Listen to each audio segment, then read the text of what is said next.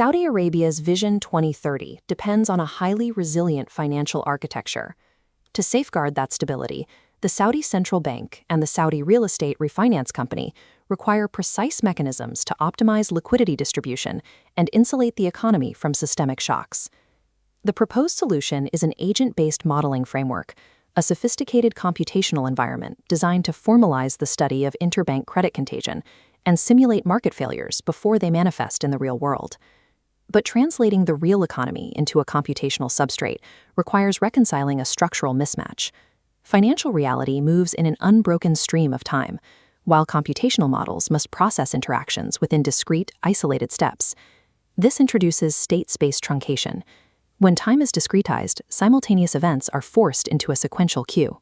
If Bank A and Bank B experience massive liquidity shocks at the exact same moment in the real world, the simulation code must arbitrarily evaluate their default in a specific order. This sequential execution introduces artificial path dependence. The simulation's final output can change purely on the order of the code execution, creating a trajectory that does not exist in the continuous real world. Beyond the loss of temporal fidelity, the abstraction process often inadvertently eliminates information asymmetry, the primary driver of financial contagion. Real-world crises thrive on delayed or hidden data regarding counterparty exposure. In contrast, discrete state models often grant their simulated agents perfect information about the network at the start of each tick, which mathematically neutralizes the mechanics of market panic and liquidity hoarding. To bridge these gaps, modelers are investigating hybrid digital twins. By compositing mechanistic economic equations with neural network components, the framework can account for the unobservable latent variables lost during the discretization process. Without correcting these underlying ontological assumptions, a model risks generating verifiable computational artifacts rather than actionable systemic knowledge. The methodology identifies its core as a digital twin. However, in strict engineering paradigms dating back to the NASA Apollo mission, a true digital twin requires automated, real-time, bidirectional data flow between the physical system and its virtual replica. Without that coupling, the model functions only as a digital shadow. This distinction in nomenclature highlights a deeper issue in the model's deterministic core, its reliance on a cascade model. A linear cascade assumes that distress propagates sequentially, from agent A to agent B and to agent C. This is intuitive for simple interbank lending defaults, but it fails to capture the emergent complexity that defines modern financial systemic risk. Financial networks often experience an inverse cascade. This occurs when isolated, seemingly uncorrelated microshocks spontaneously self-organize through behavioral feedback, like market panic and algorithmic fire sales, into a macroscopic systemic collapse. An inverse cascade bypasses direct credit exposure. It is driven by the way agents react to the broader market environment rather than their direct partners. If Agent B's distress crashes the price of a specific asset class, it retroactively destroys the capitalization of Agent A before Agent A has even interacted with Agent B. This leads to endogenous network reconfiguration, where healthy banks preemptively sever credit lines to solvent partners out of general fear, precipitating a liquidity crisis that no linear model could predict. To achieve epistemic robustness, the architecture must move beyond hard-coded cascades and utilize a topology that allows macroscopic systemic failures to arise organically from microscopic behavioral heuristics.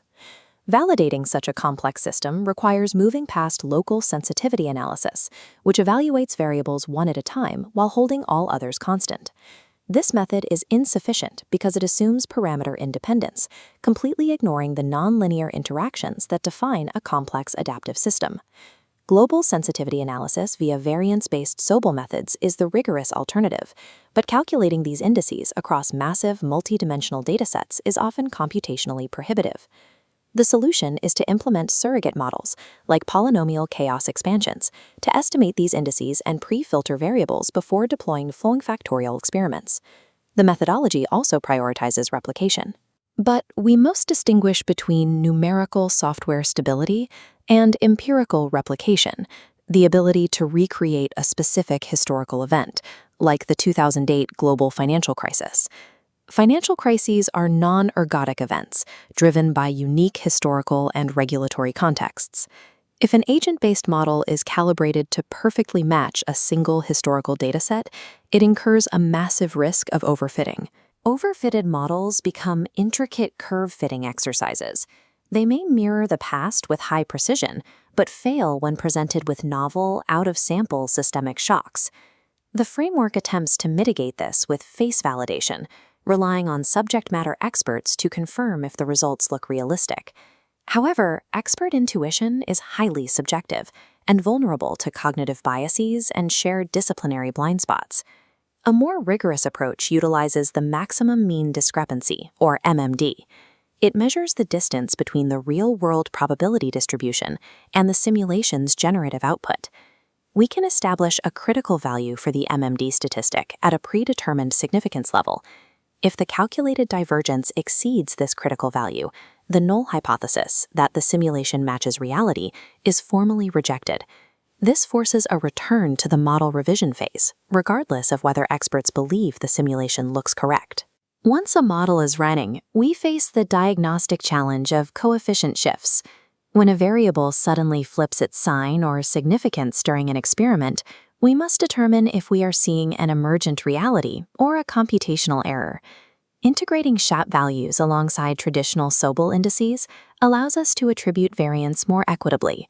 SHAP values use cooperative game theory to isolate feature attributions, even when inputs are highly correlated. For example, to diagnose structural nonlinearity, we analyze localized SHAP dependence plots. Values might transition from positive to negative at a specific threshold, proving behaviors like liquidity hoarding eventually become toxic. We also look for interaction effects.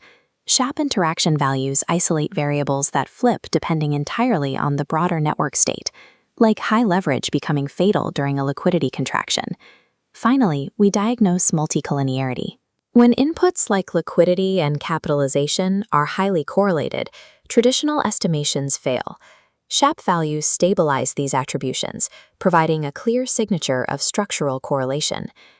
Beyond parameter diagnostics, we must account for the path dependency of asynchronous events. In a simulation, the exact millisecond sequence of bank defaults can permanently alter the macroscopic trajectory. Simply observing that different event orders lead to different outcomes is not scientifically sufficient for validation. We must measure the distance between paths using dynamic time warping, or DTW. DTW calculates the variance between continuous state fluctuations, verifying if an altered timeline still generates a macroscopically plausible systemic outcome. For discrete events, like the exact timing of failures, we use event synchronization to measure synchronicity and time delay patterns across different simulation runs. By pairing SHAP values with these time series distance metrics, modelers can definitively prove whether an anomalous output is a genuine emergent phenomenon or a flaw in the model architecture. The final vulnerability lies in the research process itself. Computational modeling is reflexive. The way we revise a model can introduce its own set of errors. This is synthetic emergence, the danger that revising a model based on experimental insights creates entirely new computational artifacts with no basis in economic reality. To combat this, the framework must transcend predictive scenario matching and be subjected to a rigorous test of generative validity. This utilizes pattern-oriented modeling, which requires the simulation to simultaneously reproduce multiple distinct macroscopic patterns observed in the real world at different scales. In this stress test, the simulation is initialized without any historical data or external macroeconomic shocks. Agents are granted strictly localized behavioral rules, target leverage ratios, risk aversion parameters, and interbank lending preferences based solely on immediate counterparty risk. We then look for spontaneous emergence. Does the network endogenously evolve into a core-periphery topology, where a few large institutions form a central core while others remain on the periphery, purely from local interactions? Second, do the simulated asset returns spontaneously exhibit stylized facts, statistical patterns like fact fatals and volatility clustering? The critical requirement is that these complex statistical distributions must arise without being explicitly coded into the environment or the agent's rules.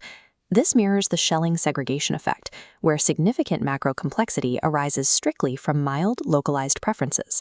Success in this stress test proves the architecture has captured the underlying algorithmic mechanics of the financial system. It demonstrates that the model functions as an epistemically robust engine for forward-looking stress tests, rather than a system optimized for historical curve fitting.